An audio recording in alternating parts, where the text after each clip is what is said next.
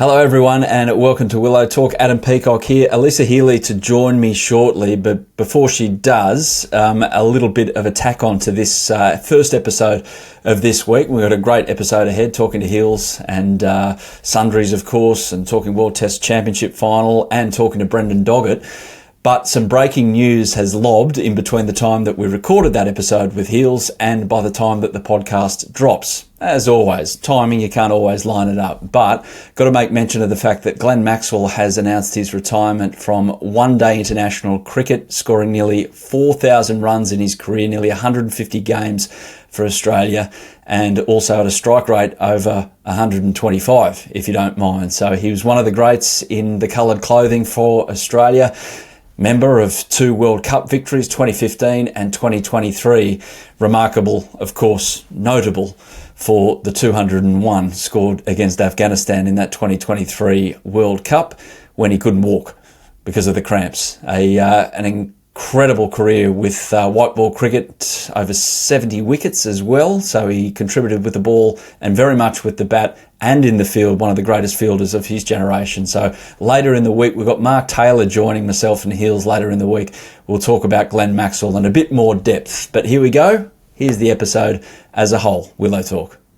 Heels, back from camp in Darwin. Made it back alive. Yeah, no swimming with crocodiles, obviously. No swimming, got very close. I did discover that, well, I love animals. Like, I'm an animal lover, and I did discover that I'm still a toddler when it comes to animals in the wild. I want to see them, touch them, be really close to them, but survived seeing a couple of crocs. That was cool. Yeah, you were up there with the Aussie team, just prepping ahead of, getting your standards in set, cultural things and all of that. But your Instagram feed did resemble, some of the stories did resemble like you were on safari and you were having a holiday in the top end. So beautiful place. Funnily enough, we do all of this. Our team, first and foremost, is very committed to connection, and that's not just to one another. It's about culture and learning about where we're going. So funnily enough, we travel all the way around the world all the time, and we kind of dive into what the culture is going to give us. And we never do it in our own backyard. So we finally got the opportunity to do Darwin. It got shut down a few years ago when COVID hit. We were initially meant to go up there. So went up there, did that, and we have all of this amazing stuff in our very own backyard. Yes, it was a 4.5-hour flight from Sydney, which, you could be basically in Thailand, but we have all this stuff available to us, and it was really cool to learn a bit more about our history and our culture. It is very refreshing to hear someone forging a path in athletic pursuits like yourself. Professional sports people can live inside that bubble really, really easily, and you talk to some people from other sports, and when they travel overseas, like tennis players, for instance, all they really know is how to get from the airport to the hotel and the hotel to the courts, and like they're not extremely worldly. But is that something that you guys pride yourselves on in, like, okay, you're not on a Kentucky tour, or you're not trying to follow a map on TripAdvisor, but you want to be sent to these places but learn a bit more about your surrounds? Well, it kind of gives the trip a bit more context.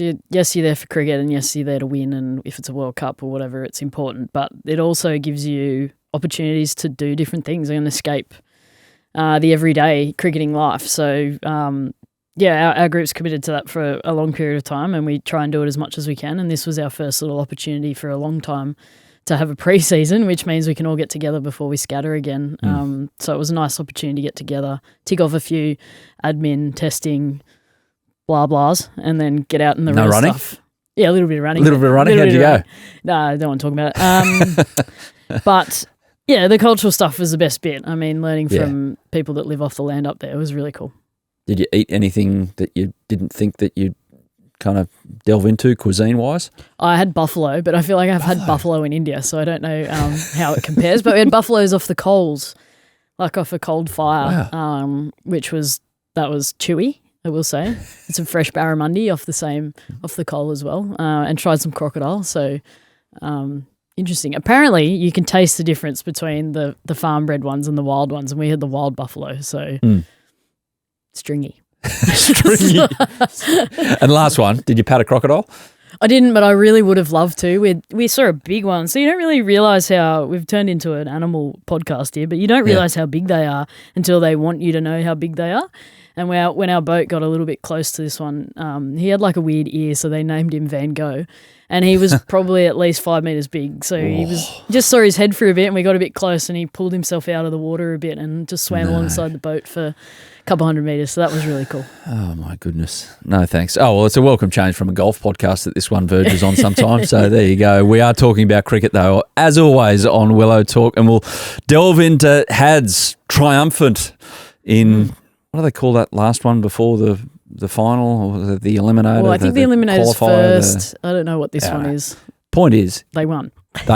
And they're into the final Punjab, and they'll play RCB in what will be a massive game of T20 cricket midweek and through the week. Well, I don't know how we're going to manage it logistically, but we'll try and catch up with Hadds. But if not, we'll catch him when he gets back. But well done, Punjab, getting through.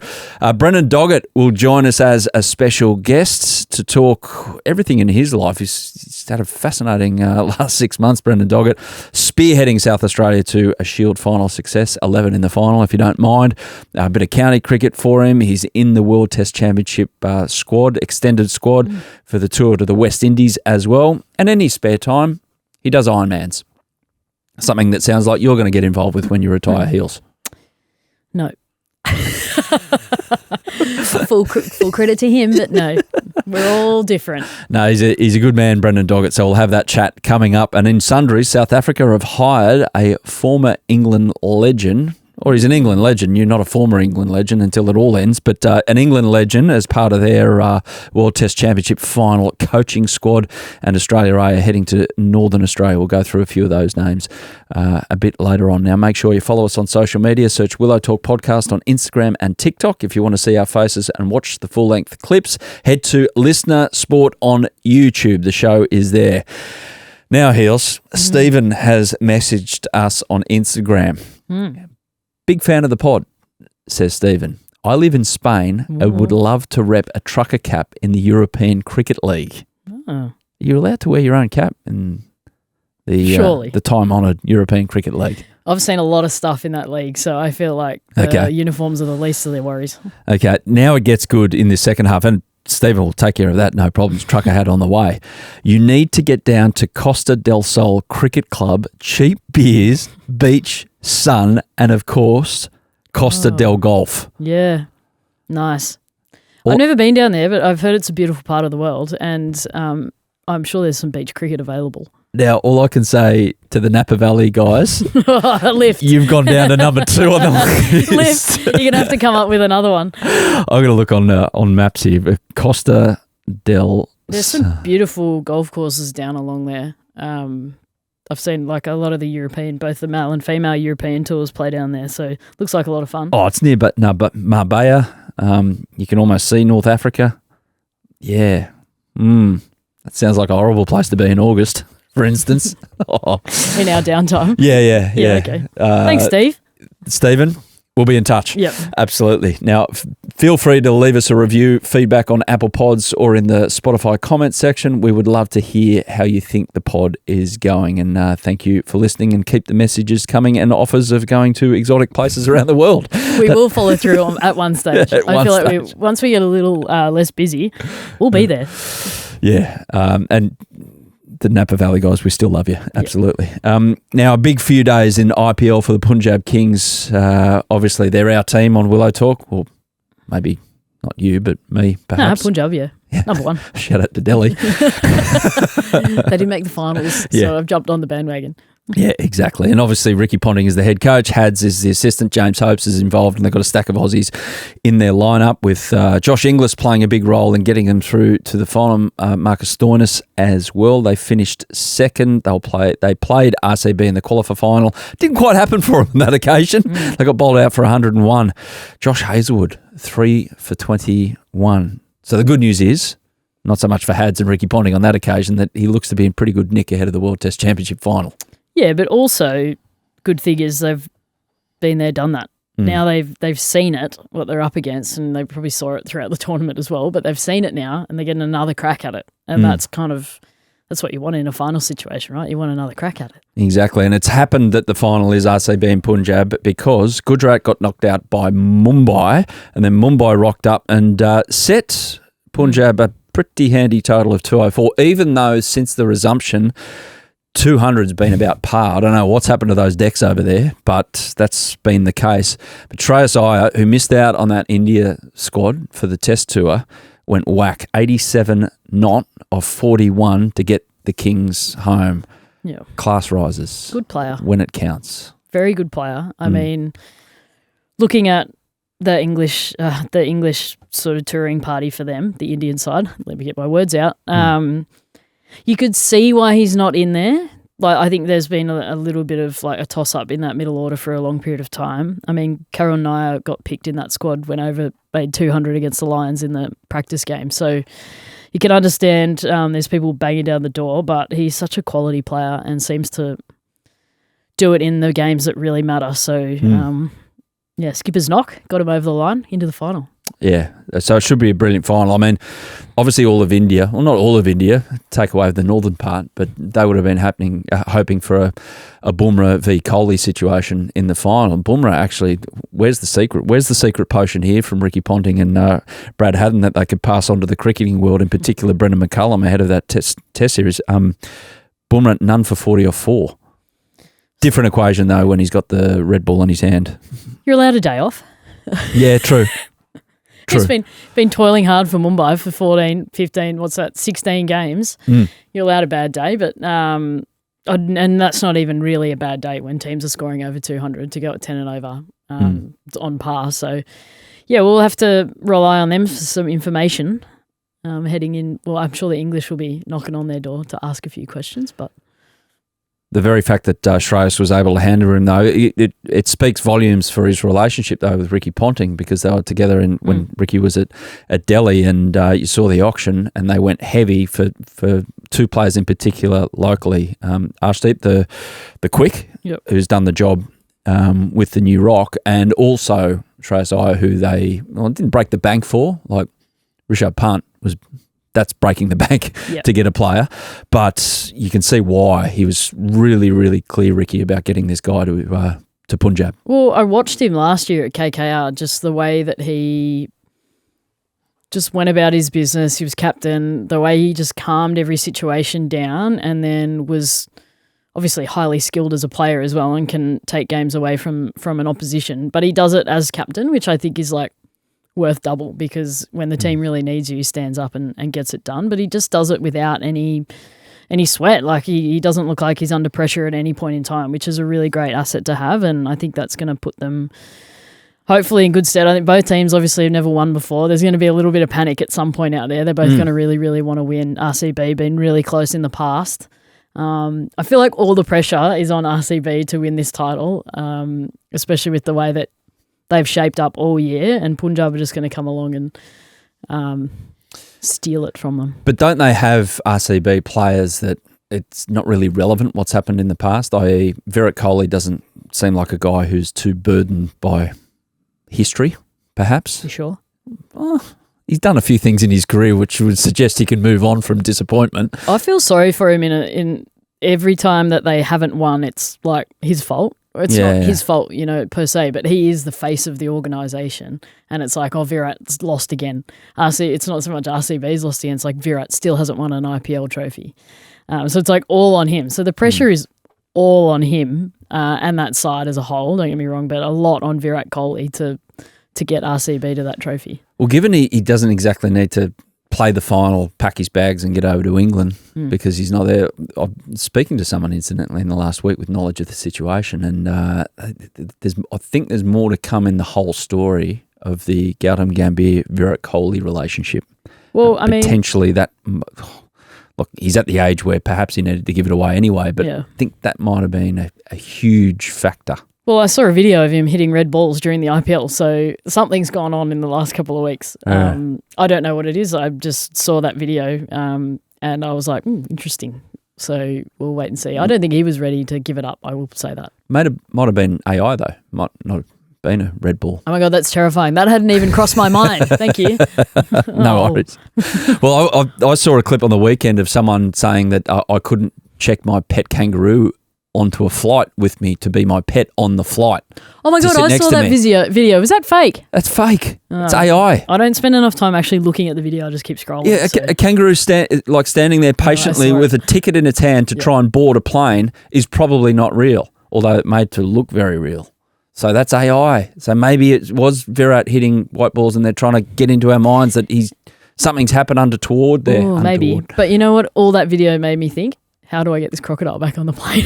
Crocodile. Yeah. Right. Yeah, there was a little one. I was going to say, not 5 metre Vincent van Gogh. Vincent van Gogh wasn't coming. He was staying put. He was happy as Larry. But anyway, back to the cricket. Fair enough. Back to the cricket. I think I agree with you. I think, mind you, I feel like a lot of the stuff that happens over with the BCCI and the changeover and stuff like that does stay quite secret for a long period of time, and then all of a sudden maybe someone finally says something. Yeah. So I think it might take a while to find that out, but it does feel like something's gone on. Yeah. He hasn't done the big autobiography. It sounds like something that's in like chapter 10, 11 of Virat Kohli's big autobiography.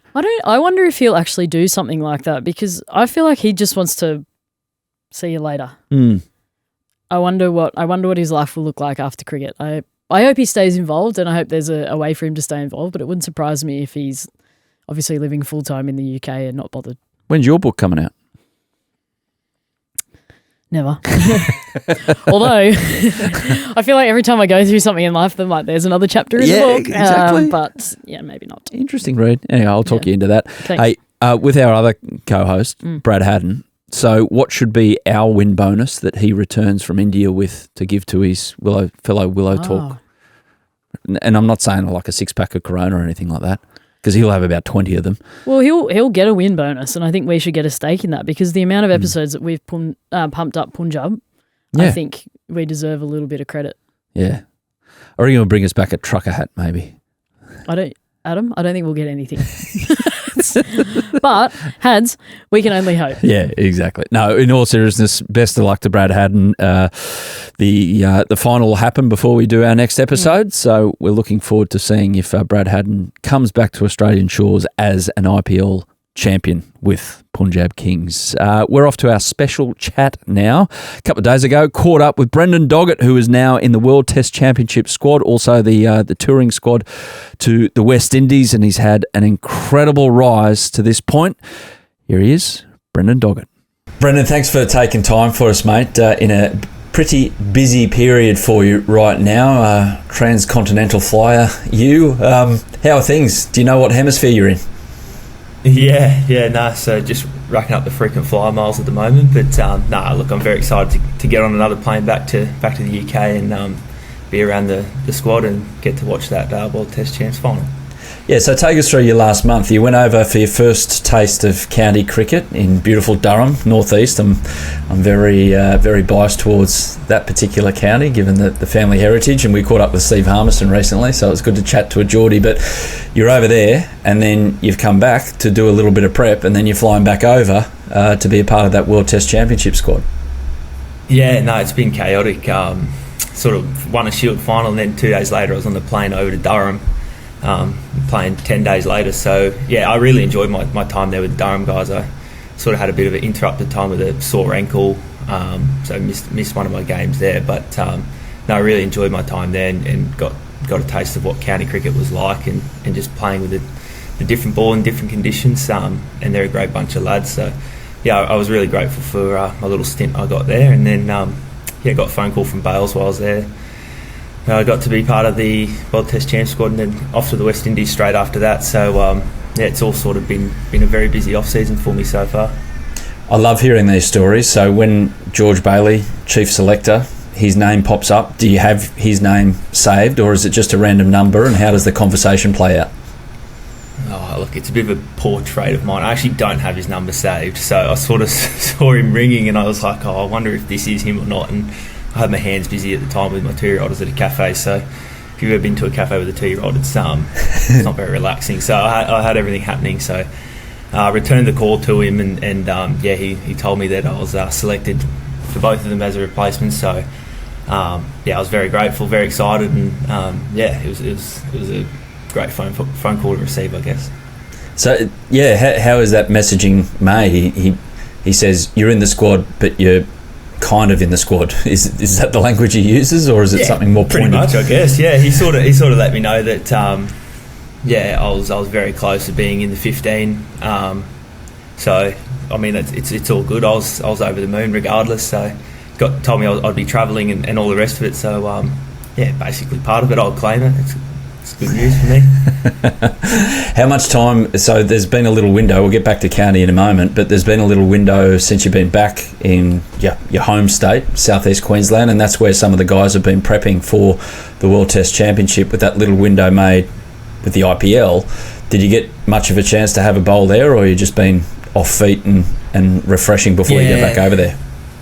Yeah, not quite. I sort of landed back in Australia on I think Thursday morning. And most of the boys were in Brisbane through that week, so I only arrived in Queensland on Monday. So I've just been up bowling with Griff and Michael Nessa there as well with Billy Stanlake. So I've got a few ex-Queenslanders and Nessa, a current Queenslander, there to bowl with at the moment. So takes us back to old times, been at AB Field with those boys. So just doing that for a few days this week, and then I fly off to the UK on Sunday. What do you do? Like, as in, is it just a certain amount of reps that the boffins at Cricket Australia tell you can do, or is it just feel and you know what you need? Oh, yeah, probably a bit of both, with all the geniuses behind the sports science part of things, sort of have all the numbers there ready for you to hit and all the rest of it. But for me personally, it's sort of just getting the feeling back again and getting the body going. Sort of had a fair bit of trouble obviously in the last few weeks, and had a week off while I was over in England, where I went to Spain with the family and everything else. So just getting the body going again, getting the muscles moving, and just so I'm sort of ready to go once I land back in London. So the little ones went with you, or you got one little one? Just one little one. So him and my partner, we all went over for the county stint. So we're over there for about 6 weeks, I think, all up. Brave. So that was brave man. An unbelievable experience, to be fair. So they loved their time in Durham, and we had a little holiday in Spain, as I said. So it was a really good trip. So some really good memories there were made. So it's just been great. Not the usual off season. We'll get to this later in the chat, because you do like an Ironman, and who doesn't really? I mean, like a half Ironman, full Ironman. Who just doesn't like trotting out that in your off season? But with that call up, did just that phone call make what worthwhile? What streams into your head when you kind of get that national representation call up and you're so close you can almost touch it? Yeah, it's a bit of a strange one for me. I've had a interesting sort of career, I guess you could say. I came into it all late. I think I was 21, a qualified carpenter, and got a rookie contract. So I was quite old when it all started for me. But my first season of, I guess, first class cricket, we won the Shield with Queensland, and I ended up going on a Australia A tour to India, and then straight after that was a test tour to the UAE. So my sort of first 12 to 18 months of my career were flying, and I thought, how good is this? How easy is this? This is great fun. Win a Shield and do all the rest of it, get some call-ups into squads and whatnot. But then sort of had a few injury troubles and everything over the next 3 to 4, 5 years, which really put a dampener on things, I guess. And I sort of battled my way through it and got to a point where, I'm obviously moved to South Australia, just trying to find the love for it again and enjoyment in cricket and being a professional cricketer. And it sort of took me some time, and I met with a fella called Jason Paul-Pleasure, who I didn't know anything about, but he sort of had his own injury woes as a footballer, and he gave away the game early on. So I just caught up with him with a coffee, because I was planning on doing the same thing almost. So he sort of just told me to enjoy it for what it is, and just keep playing the game for the reasons why I started, and I grew up playing it and watching it with my brother and my dad. So that was sort of a light switch kind of moment where my attitude changed, and I just started just taking the game for what it is. And I guess the body sort of played ball as well. I started bowling better, and we started winning games of cricket in South Australia. So when I got the phone call, I guess it sort of that was the really satisfying part, is sort of the persistence I gave it and seeing it through. And the decision to move to South Australia was a tough one, but I feel like it's put me to where I am right now, and I'm just probably a more rounded human, and have a lot more appreciation for the game and what it's given me. So it's just that's probably been the most satisfying part for me so far. What did you have, or what is it an easier question to answer? What didn't you have in terms of all those injuries? I mean, I've done it all, to be fair. I had a lot of stress fractures sort of through that 3 to 4 or 5 years of my career. I think I had 3 straight stress fractures in my back, and then I had bone edema and stuff flare up in and around that was stopping me from playing. And we got to the point where I stopped. I sort of changed the way I bowled. I used to try and bowl fast outswing, and then we found out that there's a lot of counter rotation stuff going on with that, so went away from that to try and preserve my back. And I sort of got to the point where I was bowling not how I wanted to, and I was bowling poorly and all the rest of it. But I had a lot of soft tissues, side strains, quad tears, problems with my toes, tore my psoas, just really just what? Little things that just pop up. My psoas, like up in your abdominal area, like it's really unusual. Do we all have one of them? That was the one where, well, I assume so. Again, I'm not the smartest bloke, but I think everyone's got one. So when that was the one that I tore that, and everyone's like, oh, this is really unique. And I sort of just thought, oh, is this worth it if stuff like this is just going to keep happening to me? But yeah, thankfully saw it through, and this season's probably been the most satisfying season for me, I think, so far in my career. Just winning it with South Australia and all the rest of it that's followed. So it's been great. Yeah, especially that final season. But I mean, you know you're going bad when you're tearing things that you didn't even know you had. Absolutely, yeah. I've learned a lot about the anatomy, that's for sure, just from injuries. Did you ever max out your chiro claim or whatever it was you're using, osteo, whatever, on your private health insurance? Or you never saw that because it was taken care by cricket? Yeah, the private health's been everything's been claimed for that can be claimed for, that's for sure. Yeah, no, your excess is now $3,000, so congratulations. Just back to a quick moment at the start of your career, though. You did have some good moments, as you mentioned there. You got off to a blazing start, Queensland, and getting called up for that A Tour and around the Test scene as well. You took Kevin Pietersen. You took out Kevin Pietersen for your first ever BBL wicket. Can you remember that? And did you give him a send off? Nah, I've never given a send-off in my life, to be honest. I wouldn't know what to say. But, thankfully I had Brendon McCullum as our skipper, and he was standing there at mid-off with me.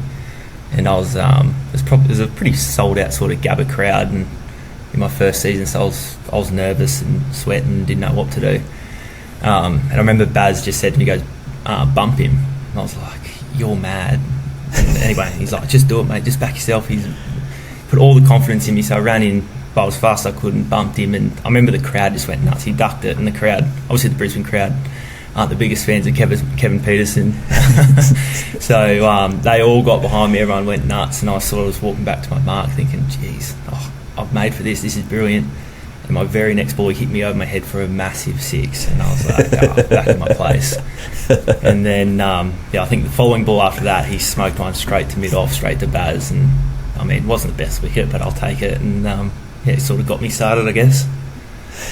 Knowing what you know now about Brendon McCullum, the coach, and watching obviously England go about their business, is it any way related to that time you spent with him in the Big Bash? I feel you can see the similarities. Yeah. Oh, absolutely. I think he just he's obviously got this aura about him, and he just reeks of confidence. But the way he puts that into you as a player, I was a deer in headlights in my first few years there, and he just made you feel comfortable. Like I said, he just encouraged me to bowl a bumper to Kevin Pietersen in my first over, and I was like it's something I would never even think about doing, but he just backed me in and sort of backed everyone in. You can sort of see that's what he does do with the England team, and I spoke to a few of the boys in Durham about it and stuff, and it's just everything seems very similar to how he was as a captain at the Brisbane Heat.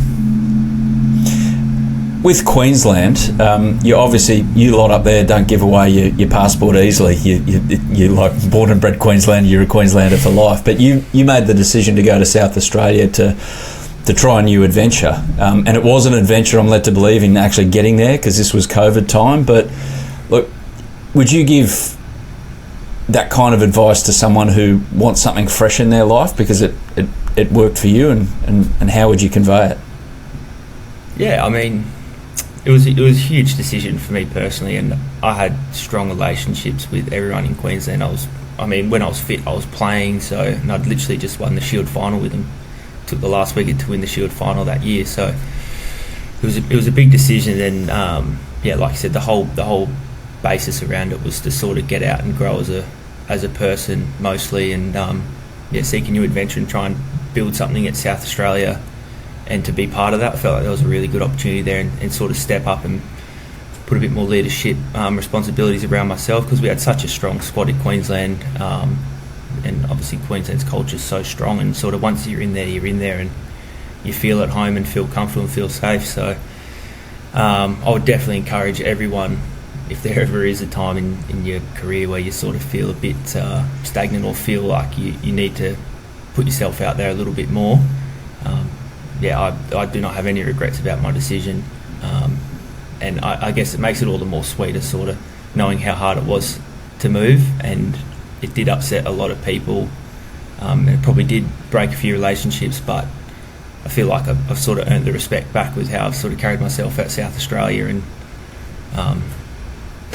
beating Queensland in the Shield final this year was an interesting setup. But I still have a really, really strong relationship with Andy Bickle, who's my bowling coach at Queensland, and I still talk to him about bowling now. And every time I play against Queensland, he watches me bowl. We discuss things and talk it through, and he still helps me quite a lot. So I feel like there's still strong relationships there and a mutual respect. But definitely ruffled some feathers, that's for sure. Yeah, I was going to say, who with? What, playing group or management? It was sort of like a lot of the playing group. Not in a bad way, not in like a they just put a line through your name. But I guess no one had done it before. In my situation, no one had sort of left when all the offers were on the board and all the rest of it. Like, had nothing to do with opportunity, had nothing to do with trying to get a game or do whatever. It was more to get away from our comfort zone and try this new venture and be part of something at South Australia. So I remember I spoke to Bick on the phone and told him I was leaving. He was crying. It sort of dawned on me there that it was bigger than what I probably first thought it was going to be by moving. I remember the general manager at the time called me into his office and he gave me a spray basically to my face, but then he followed it up straight away with wishing me luck and all the best, and I'd always have a spot back in Queensland if I ever wanted to move home if it didn't suit me. So it was an interesting moment. It was definitely a big move and a tough move, like I said, during COVID. So it took me about 3 months to actually get out of Queensland and do all my quarantines and stuff in South Australia before I could sort of get underway. But zero regrets, and I'm so glad I sort of put myself out there and made the move. I've got a fair idea that the feel of the conversation would have been along the lines of what the F are you going there for, given where they were, South Australia at the time. But I can understand as well, and also when you look at it, like real estate prices, if you're going to go somewhere, you may as well go somewhere cheaper, and that's like this. It's more comfortable real estate down in Adelaide. There's some expensive stuff down there, but if you find the right pockets, it's probably on the whole the median's lower than Queensland. Absolutely, more bang for your buck. The dollar goes a bit further in Adelaide than it does in Brisbane, that's for sure. Well, throw it forward to that final then. You take 11 wickets, so it was a few days there at Karen Rolton where it was ups and downs and playing against your former state and trying to break the hex of South Australia's run of outs in this competition. It almost had it all, and you were pretty much a central figure given your background and given what you were trying to do. Yeah, I mean, like I said, I'd won 2 Shields prior with Queensland, but as I said, like I sort of was just a passenger in those games in a way, just because the Queensland side was so strong and so experienced. But this time around it was a little bit different. I was the experienced one. I was the only person in the squad that had won a Shield final. And then, like I said, up against the old team, and I just felt there was so much hype around it, like the stuff with Uzi and missing that game, and then us getting booted off Adelaide Oval, and just just seemed like when you put on the TV or you got on social media, there was always something about it. So just I don't know. I think we all just sort of felt the pressure from right at the start of the week and kept trying to tell ourselves it's just another game, but deep down everyone's sort of, you're watching Karen Rolton get built up with all these temporary stands and all the talk about it's happening. So it was a huge sort of week, and I think everyone just sort of felt like we all just wanted it so bad. And I mean, against the old teammates where we all had 2 shields each, so it was whoever won got the extra one. So thankfully it was me. But yeah, there was an incredible game, and to chase 270 on the last day, it's just unbelievable scenes. And to see that the game has been talked about all around the cricketing world. Like when I got to Durham, I had so many questions. Like, that's all anyone wanted to know was what was that like, and crazy scenes, and how much just the cricketing world loved it. So South Australia really turned it on. One thing I do notice about you, and it was prevalent in that Shield final as well, that you mentioned before you don't give send-offs, but when you know something is out, your appeal is hilarious, because it's the same one every time, especially like I'm talking LB, when you get one to go back and beats the bat. You go up and like you start looking at the moon over mid-off, and that's your appeal. You think, I don't know if you realise you do this. It's almost like, and you go back and have a look at it. Like, I think there was about 4 in that Shield final, and every single one is, it's out, but you've got to turn around and give respect. But you're appealing to the moon over there. It's hilarious. Yeah, I find it very hard to go back and watch myself. I usually contain my emotions pretty well, but when I'm going up for an LB that I know is out, and I mean, umpires are good, but sometimes they do make mistakes. So you sort of, I guess I'm praying to the gods that they don't get it wrong, I guess. You did a bit of it this season. I mean, extraordinary numbers, mate. 44 first-class wickets and 5 wicket hauls. You just 1 wicket behind Fergus O'Neill, who had a good time of it recently in a short stint in county cricket. We caught up with him on Willow Talk a few weeks ago. But, mate, your record in Shield finals is the 3 titles. You've taken fifers in 3 Shield finals, which is pretty good going. Now, it then leads me to the question of what do people call you? Because, like myself, you've got a nickname which lends itself to a bit of imagination. You can go any way with it. Last name, that is. Yeah, so, which way do people go with it? Because I'd imagine, looking at those numbers, you are prime for the nickname of Big Dog.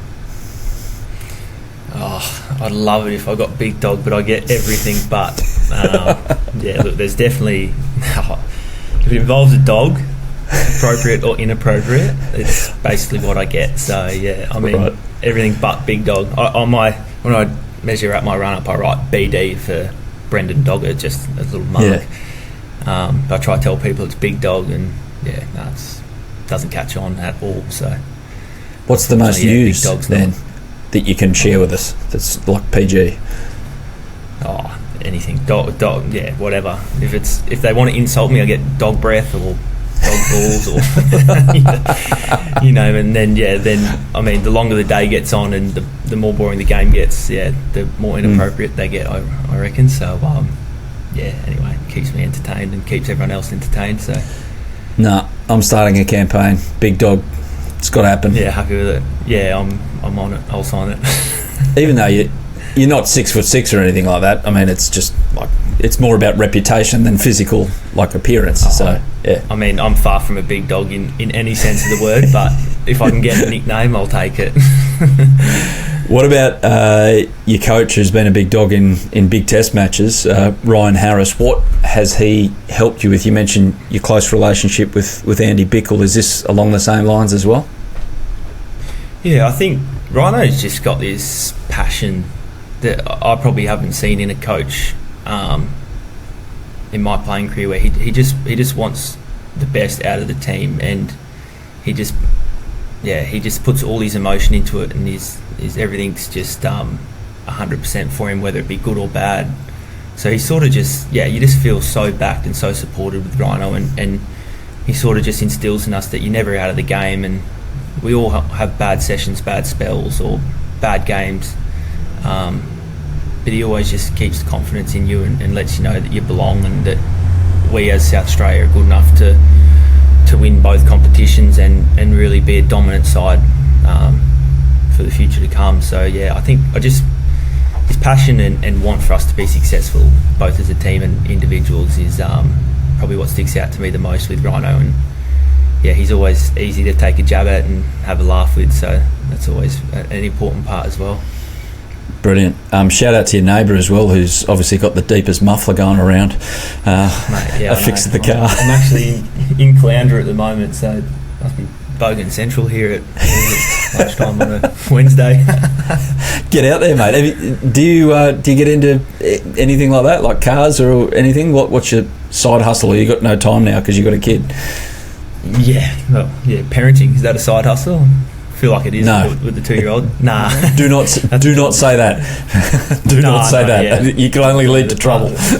Exactly. Yeah, I'm here on my own, so no one can hear me, thankfully. I love my triathlons. To be honest, I really enjoy sort of endurance-based sport, and it's always sort of come naturally to me. So that's sort of where my hobbies lie outside of cricket. But it's a bit of a hard one to balance when trying to play cricket, I guess. No, yeah, I wouldn't equate bowling pretty quick like you do, and being a fast bowler coming off the long run all summer, and then in your spare time you decide to do that but without the ball and the jumping, and then hop on a bike and then go for a really long swim as well, and then do it all at once. Why? Yeah, I feel like it's a bit of a cult, triathlon. Like my brother, so basically, I've got a brother who's 2 years older than me, and anything he's ever done I've always sort of wanted to do, so he's probably the one I can thank for getting me into cricket. And growing up I just did whatever he did, and he sort of got into triathlons about 6 years ago, I'd say now, 6-7 years ago, and then sort of went and watched him race a few times, and I thought, this is pretty fun. Everyone here looks pretty fit and dedicated, and it's sort of a sport where you sort of you get out what you put in, I guess, where cricket's not always that case. But I dabbled in a few triathlons and got hooked straight away, and then all I wanted to do in my off season and spare time was get on a bike, get in the swimming pool and put the runners on and get as fit as I can, basically. So I really enjoyed it. I feel like it's been a good balance for me. Here goes another one. Hey. Nice, mate.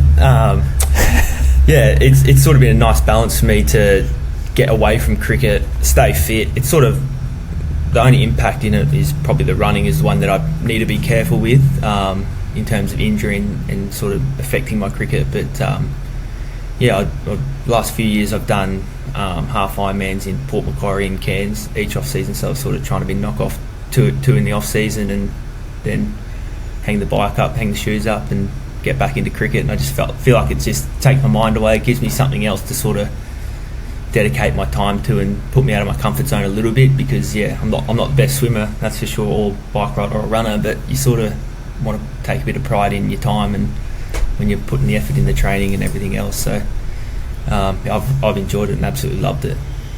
Yeah, it's strange given that earlier in your career you're a walking physio appointment, and then now you're doing that to yourself. But in a way, it kind of, does it give you a base for doing what you do when summer rolls around? And have you got any lined up soon? Or?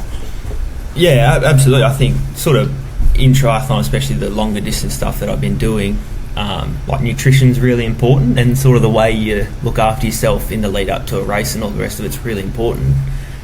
So things like that I've taken back into my cricket, I felt have helped with my injury history and all the rest of it. It's like just making sure I'm fueling my body properly, I'm recovering properly, and sort of getting myself ready to go again in the 4 days of a Shield game or what it be. So I've taken a few things out of that, and I feel like that's really helped me. But yeah, unfortunately, well, I guess I should say fortunately, I haven't had the time this off season for my 2 half Ironmans. I've sort of obviously been in Durham and now heading back over with the Aussie squad, and then off to the West Indies. So yeah, I'm missing them this year, which hurts, but that's all right. I'll take that for what I've got coming up. It's a reasonable excuse to not have to. Yeah, it's not tough to swallow. Yeah, I'll take it. My brother keeps telling me, he goes, I know where I'd rather be, mate, and that's probably not training for an Ironman and to be heading to Lords and off to the West Indies. So yeah. Have you looked at like what you're about to experience, like Lords, also the West Indies? Have you ever been on a tour with the West Indies with an A side or anything like that, and know what you're about to experience? Nah, not at all. I obviously seen Lords and been around Lords, but never for a test match, and I mean never part of the test match, I guess you'd say. So it should be a really good experience. And every time I've sort of spent time in and around the Australian squad, I've just really enjoyed it. It's a good group, and I always feel quite welcome and comfortable there. And I mean, we've got probably 4 now, including Barrel, 4 of the best fast bowlers to probably play the game, with their durability and how much cricket they get through, and just the way they go about their sort of business and their profession, being fast bowlers, and how they look after themselves. Like, to me, they're the pinnacle sort of our craft in the game. So yeah, just to be in and around them and watch them do their stuff, it's amazing. And I love every opportunity I get to be around it and learn from them and chat to them about the game and all the rest of it. Fantastic. And some other live stuff. We've done our research here. We've cast the net. So there's an anonymous question here. It may or may not be from your fiancée, who wants to ask, when are we getting married? Or when are you getting married? Yeah, look, life's been busy. I think we're coming on to 5 years of an engagement now. So 5-year engagement? Well, yeah, we got engaged just after the Shield final, and then life moved to, we had COVID, life moved to South Australia. Yeah. So we had to find our feet there, and then we had a kid, so had to find our feet there, and then, I mean, as a cricketer too, there's only a little window there where you can get married, so yeah. In that window there's triathlons and more cricket now, so we'll see where that one gets to, but and also weddings are just getting more expensive, aren't they, in this day and age, so I just wonder whether there's better places to spend our money. I just wonder if you can get eloped in Vegas on the way back after the Windies tour. Yeah, I think she'd probably take that now, to be honest with you. She's over it. So. Well, seeing you've won 2 Shield titles in the time that you've been engaged for 2 different states, and then also probably competed in about 6 Ironmans, I reckon she might be loosening the grip on having the big 200-person wedding in the ideal setting. Yeah, look, I can't say I've been in the good books with that one. So, I mean, once you're in the pit, you may as well stay in it. So, we'll find out. As I tell her, we'll get married one day. It'll happen. Yeah, good. I'll look forward to seeing you don't even have social media, do you? So I was going to say I look forward to seeing the pictures on social media. Yeah. But yeah, anyway, and there's another bit of intel we've been tipped into here. You've got a scar on your neck from your time as an apprentice carpenter. What's the story? So I don't know. I don't know if you can see that. Probably not. No. Yeah, I was just obviously a qualified carpenter and all the rest of it, but one morning just walking around with a Stanley knife, sort of cutting builder's paper, wrapping up a house, and we're walking along a deck. I just had my knife out and walked basically through the floorboards of the deck, and as I was falling, my arm hit the joist of the deck and sent the knife straight through my neck, and I sort of didn't know I did it at the time, and sort of fell and scratched my arm, and I sort of went to look down at my arm, and then just noticed I remember I was wearing a green shirt and I had blood absolutely rushing down my shirt, and I sort of was like, what's happened here? Put my hand there, full of blood down my arm, and I was like, I'm in a bit of trouble here, I think. So turned around, showed my boss, and I was like, I think I've cut myself. Held my neck up to him, and he basically went white as a ghost and dropped the nail bags, and rushed to hospital, and I was there, had surgery, and was there for a few days. But I mean, I got the scars to tell the story. I'm all right now, but as the doctors and everyone told me, if I had been a little bit further to the right, you got a main artery there, and I would have been done in 2 minutes. So thank me lucky stars for that one. And I definitely don't walk around with Stanley knives in your hand, that's for sure. That's a good tip for life, I reckon. I'll follow that now. Far out. That is extraordinary. Yeah, it was. I remember sitting there in the car because basically the doctors said you need to get here as quick as you can because we're sort of too far out of town to get the proper help. And I just sort of sat in my boss's car with my hand on my neck, seeing all the black dots and everything. I was like, geez, this might be it. Like, I didn't know what was going on, but still here to tell the tale. So thankfully. Apart from the Stanley knife, do you still pick up the tools, or that's kind of warned you off for a while? You're happy with cricket 9, man? Look, I haven't touched the tools in a very long time now, but I loved it. It sort of suits my personality, and my boss Nelson was a great fella. He loved my cricket, and I was sort of playing second 11 cricket for Queensland while I was working in Toowoomba, so I was sort of doing a fair bit of travel in and around work, so he gave me time off for it and everything else. So I'm pretty grateful for him to allow me to sort of finish my apprenticeship and start my cricket at the same time.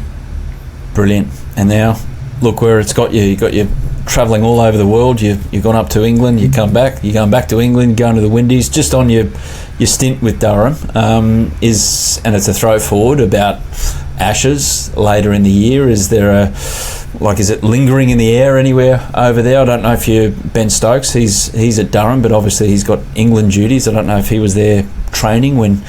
I don't know if you cross paths with him, but what's the vibe like there? Yeah, no, it's there was a little bit of talk. I saw Stokesy a little bit. He was sort of coming in doing rehab and stuff around the games and training and everything else. But look, there was a little bit of talk, but they've obviously got India coming over there for their 5 home tests this summer. So I think they're just looking at that and sort of trying to probably set up something for the Ashes. I'd say so, but it should be a good series back home, and hopefully we can retain it and keep the foot over England. Would be nice.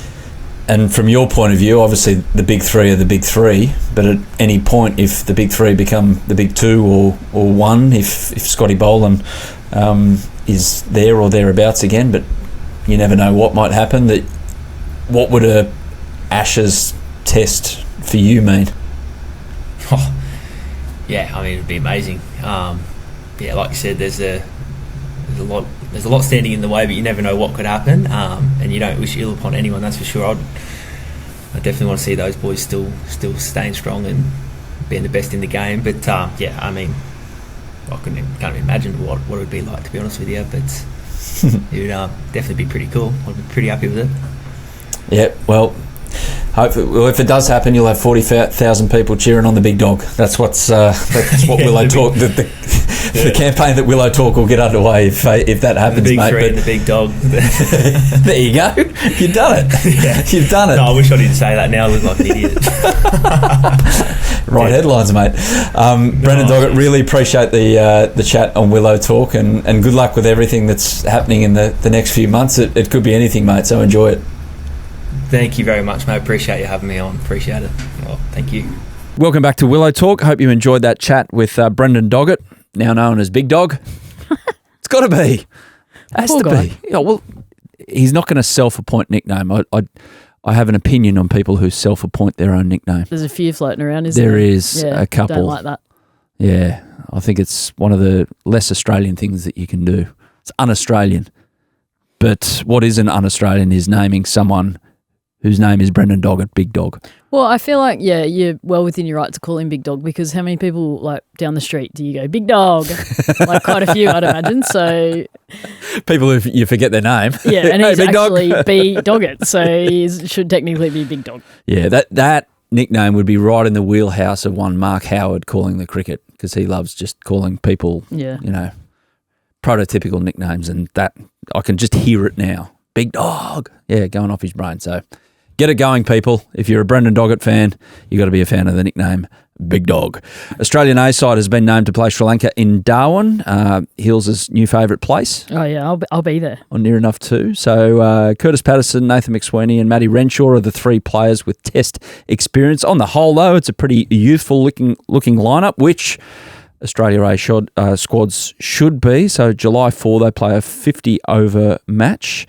And then, 3 50-over matches back-to-back, and then a 4-day tour match, and then another 4-day tour match. So all of July, they are up there against Sri Lanka. So what do these A-squad matches, tours bring, Heels, in your opinion?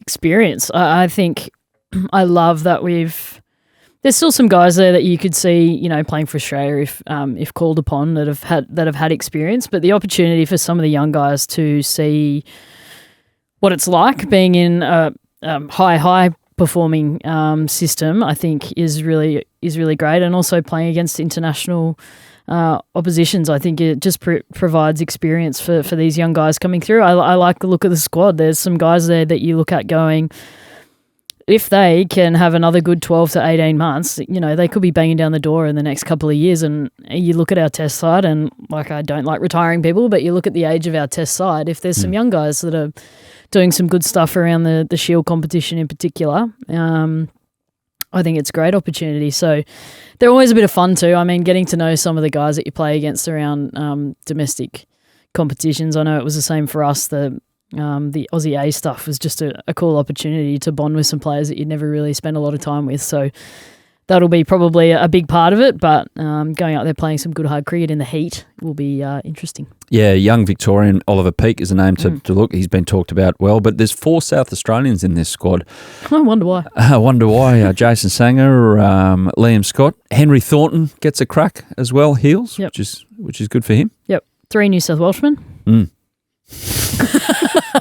As well, or no? Yeah. No, I think that's cool. I mean, Henry in particular has been around a little while and sort of couldn't quite crack into the New South Wales system at the top level, but to go down there, get an opportunity and do really well. Firstly for the strikers, but then get a real red hot crack for the Redbacks was awesome. So Jason Sanger, Liam Scott, no different as well. Did you much play in many A squads? Yeah, a few. Good fun? When I was really young. Yeah? Got picked in my first one when I was 15, and it was like an under-23s at the time, and we toured New Zealand, and it's still by far one of my favourite trips.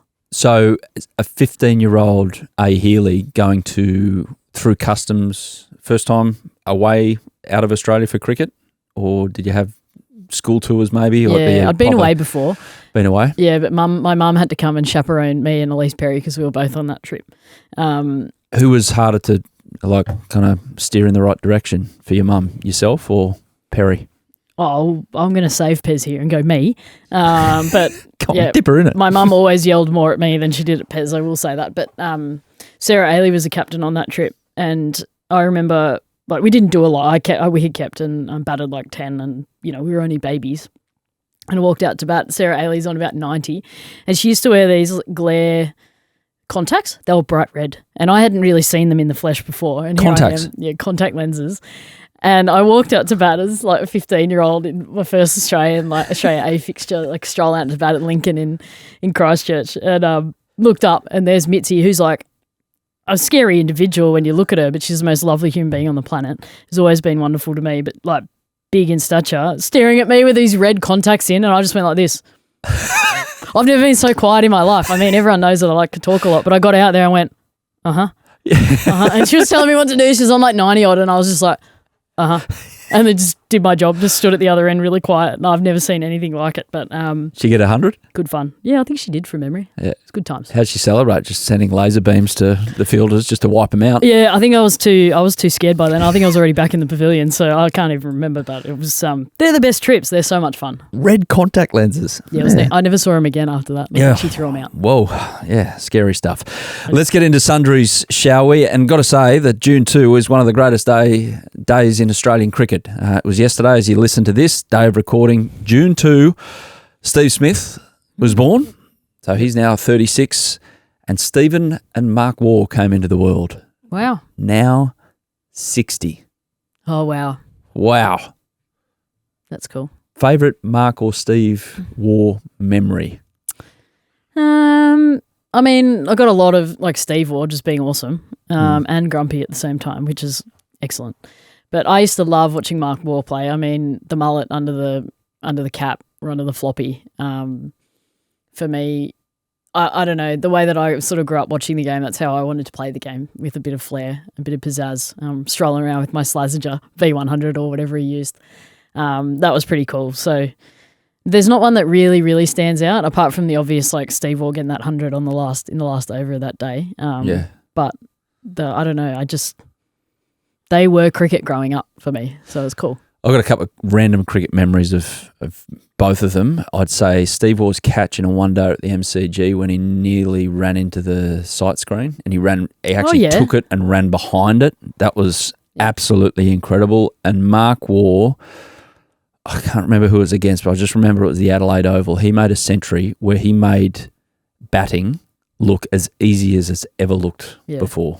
And I reckon the collar was popped as well, just added to it. So I always just looked at it and was like, Steve was obviously very good. Mark was equally as good, but it just looked like he got bored. And he's like, I'm just going to try and entertain people. And if I get out, I get out. And I was like, I like that mindset.